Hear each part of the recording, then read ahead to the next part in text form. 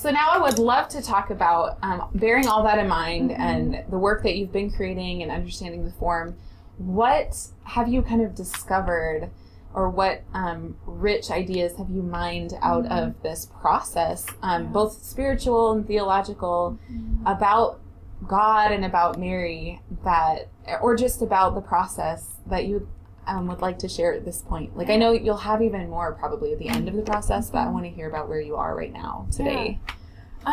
So one thing, I'll talk a little bit about the timing of all of this. So for a lot of Christian traditions, we follow a liturgical calendar. So there's different seasons that we kind of walk through that mirror the life of Christ and the life of the church. And so the season that we're in right now is called Ordinary Time. And that's exactly what it is. It's just ordinary days that are in between Pentecost and Advent. And not a lot is done in ordinary time.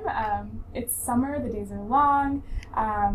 It's just a simpler time of life in the life of the church and the life of the Christian. So it's been really neat and humbling to create these prayers and watch Kelly's ordinary, extraordinary work come together with this ordinary, extraordinary girl, Mary. Well, I think I've just been reflecting on the humbleness and kind of grit and ordinariness of her story, juxtaposed with this extravagant turning point in our history, in our story. And that Mary is the tipping point in the story of salvation. And so thinking about just timing, and then as I'm writing these prayers too, it's constant juxtaposition for me. I feel I've just learned and been baffled by who God is continually. You'll notice in the prayers that I'm writing, I'm often putting together like the uncontainable God contained in Mary, the limitless God taking on the limits of human nature. And just at every turn in Mary's song, in her story, I'm just constantly amazed at how all of this just constantly hits up against each other and informs one another and confounds us and leads us to awe and worship and prayer and praise. So that's really kind of what I've gained as I've been writing and looking and seeing and discovering.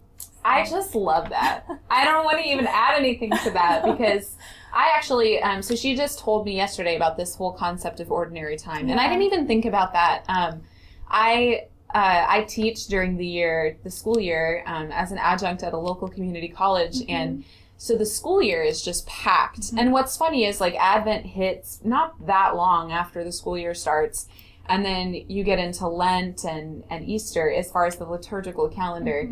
And the life of a kind of a Christian who's plugged into that is really affected by that, and it's beautiful and life-giving. But there is this like breath of fresh air that like kind of comes into your life in summer. At least for me, like my academic teaching year is over, and you do enter ordinary time. And the structure of the life of our church, which our pastors have kind of created very carefully, there is actually a literal break. There are less services at my church in the summer.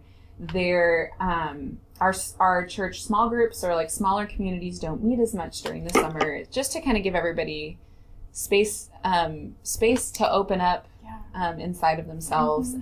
But I think sometimes we can still just kind of get lost in the day-to-day of life. And I reserved this space of time this summer to create this work, not even thinking about how it was going to be ordinary time. I mean, there were many times where I thought, man, I've only ever really dealt with this specific text, the Magnificat, at Advent. Or if I was in a choir that was singing a setting of the Magnificat.